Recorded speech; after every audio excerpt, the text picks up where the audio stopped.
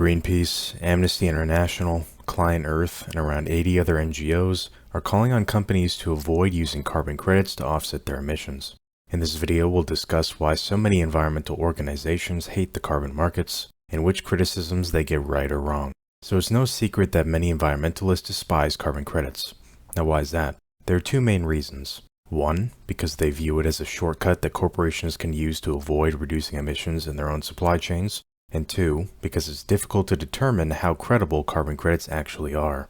As we've seen with various scandals at Verra, the largest carbon registry in the voluntary carbon markets, or VCMs, some of the most popular carbon reduction project types and methodologies, like RED Plus or cook stoves, can be prone to manipulation, where these carbon projects will generate more credits than they actually should, and they might not even be helping the environment in the project areas at all.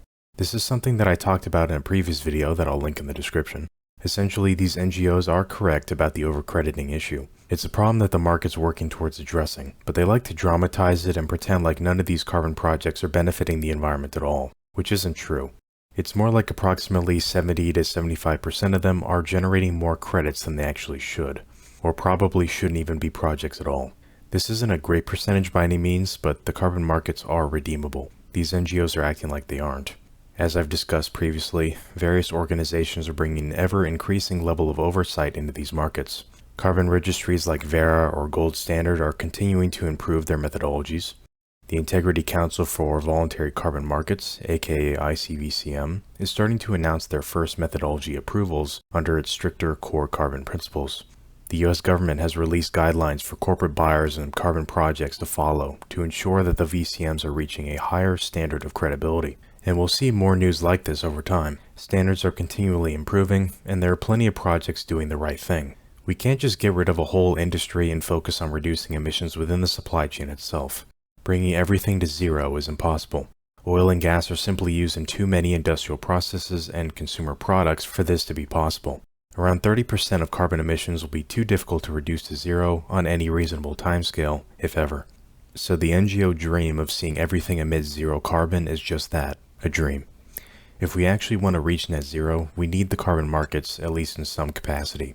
Organizations like Greenpeace and The Guardian that continually attack this industry aren't being constructive, in my opinion. I don't think they're trying to be either. They want to see the carbon markets die.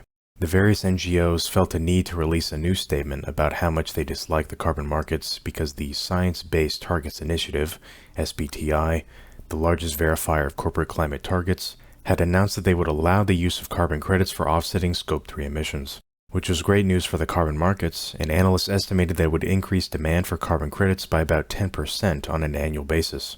This news, of course, made the radical environmentalists upset, and even forced the CEO of SBTI, Luis Amaral, to recently step down over the backlash. He's leaving SBTI at the end of July, which he attributed to personal reasons, but we all have a good idea of why he probably decided to leave. So now they're searching for a new CEO. There's a decent probability his replacement will reverse the decision to allow carbon credits, so we'll be right where we started. But who knows? There's major backlash from many of the people working at SBTI over that change, along with the media outlets and NGOs. See, the fundamental problem with the voluntary carbon markets is that carbon registries and verifiers, the people who ensure that carbon projects are actually following strict environmental guidelines, are financially incentivized to issue as many credits as they can. Without strong guidelines from additional third parties, these organizations are likely to overlook flaws in their systems, because that's what they're incentivized to do. As things stand now, it's up to a buyer to ensure that the carbon credit they're buying comes from a valid project. Third-party rating agencies and standards bodies like the ICVCM are starting to help in this effort, but it's difficult to know for sure who you can trust given the level of overcrediting in the space. The last thing a corporate buyer wants is to receive political or social backlash over the carbon credits they bought, thinking they were doing something that would bring positive publicity for the company.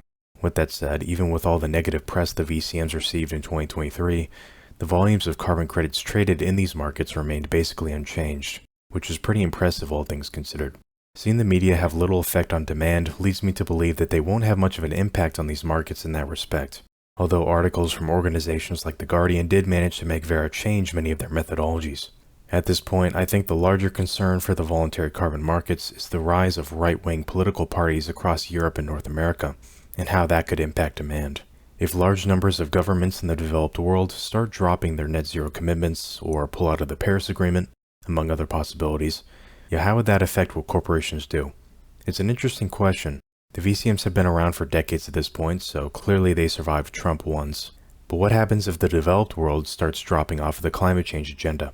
I'm not going to sell any of the investments I've made in the carbon markets, but I'm probably not going to be adding until we see how some of these geopolitical events play out and what the consequences might look like. Anyway, again, the NGOs' concerns about these markets are valid in many respects. The industry has much to improve on, but their desire to destroy it entirely reeks of malice. We need to see this industry increase its standards so we can reliably use carbon credits. If reaching net zero is actually our goal here, then that's the only viable path to get there. Another reason the NGOs hate carbon credits is that they think this will somehow limit the funding that the Global South, aka most of the developing world in the Southern Hemisphere, will receive. It's interesting that they say this because many countries in the Global South are liking what the carbon markets have going on.